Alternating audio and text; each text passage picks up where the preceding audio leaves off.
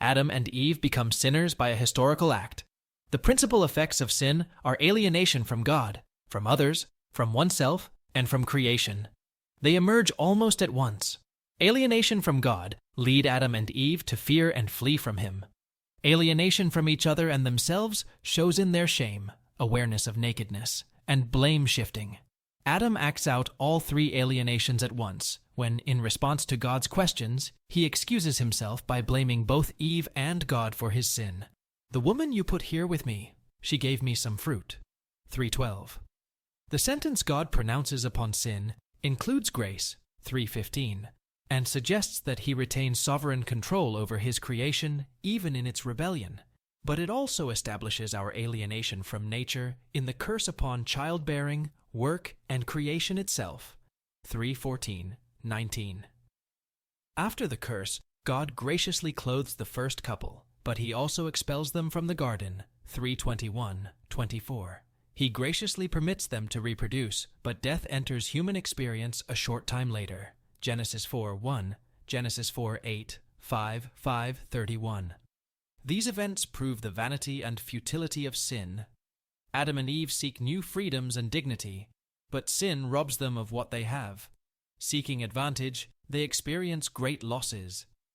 Genesis and Romans teach that Adam and Eve did not sin for themselves alone, but, from their privileged position as the first, originally sinless couple, act as representatives for the human race. Since then sin, sinfulness, and the consequences of sin have marred all. Every child of Adam enters a race marked by sin, condemnation, and death. Rom 5:12-21. These traits become theirs both by heritage and, as they grow into accountability, by personal choice, as Cain's slaughter of Abel quickly shows. In Cain's sin, we have an early hint of the virulence and intractability of sin. Whereas Satan prompted Adam and Eve to sin, God himself cannot talk Cain out of it. Gen 3:1, 5, 4, 6. While sin was external to Adam and Eve, it appears to spring up spontaneously from within Cain. It is a wild force in him, which he ought to master, lest it devour him. 4:7.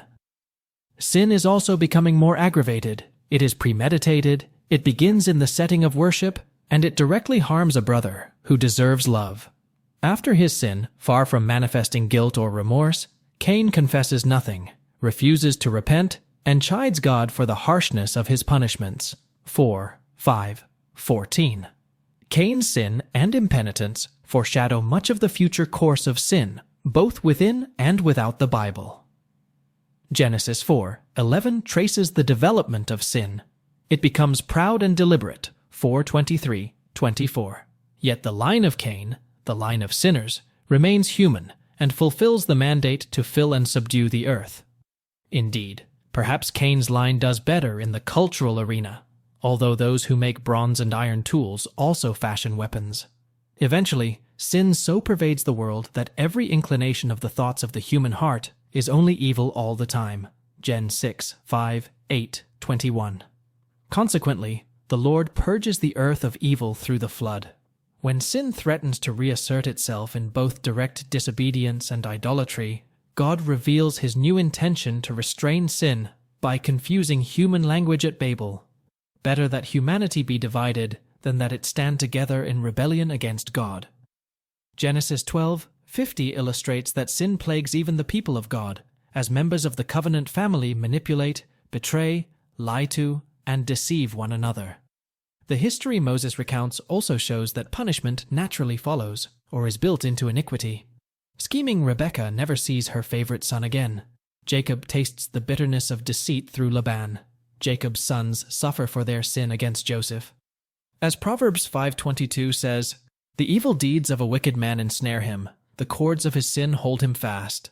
Exodus reveals that sin not only brings suffering and punishment, but also violates the law of the Lord, Israel's holy Redeemer and King.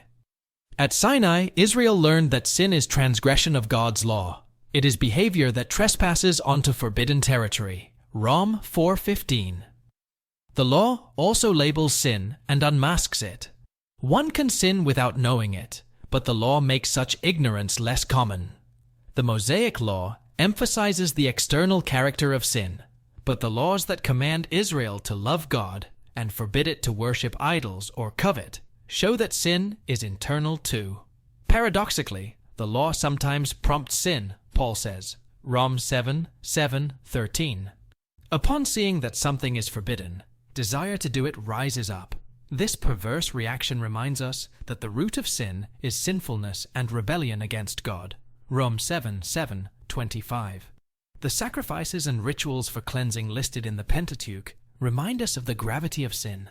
Transgressions are more than mistakes. The Bible never dismisses a sin simply because it was done by someone young or ignorant, or because it was done some time ago.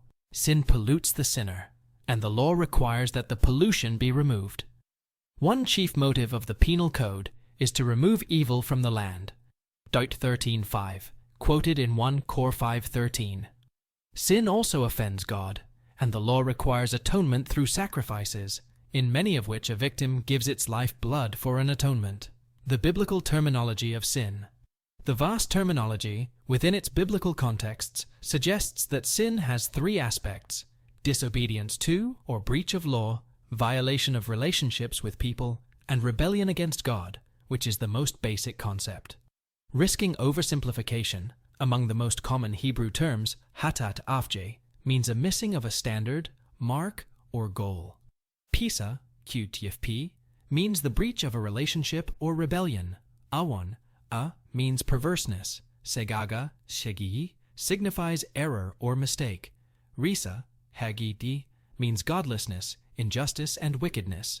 And amel, when it refers to sin, means mischief or oppression.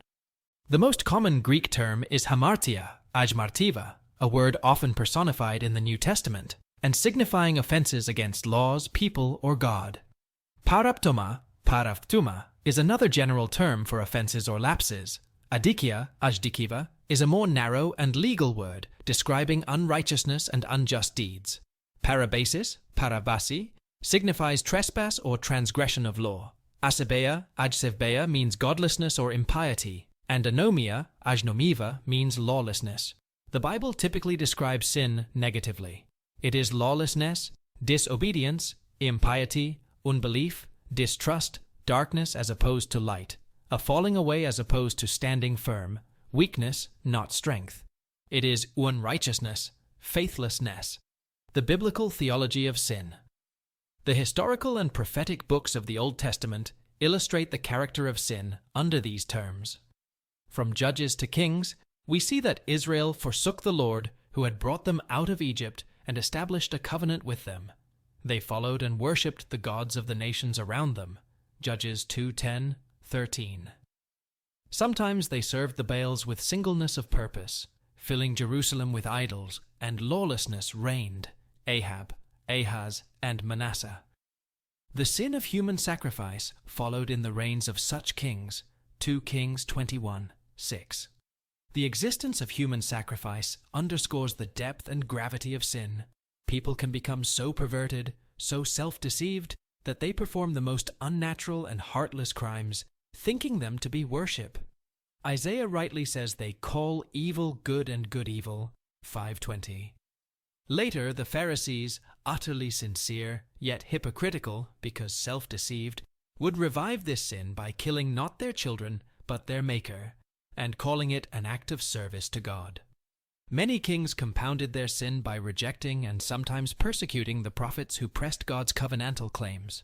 Ahaz even spurned God's free offer of deliverance from invasion. He thought he had arranged his own deliverance through an alliance with Assyria and its gods. Not all kings were so crass. Many tried to serve the Lord as they chose in forbidden manners. Jeroboam, worse, Jehu, and other northern kings. Others attempted to serve God and the Baals at once.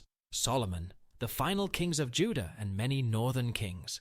The kings in question may have called it diplomacy. The prophets called it adultery. Other prophets decried the social character of sin.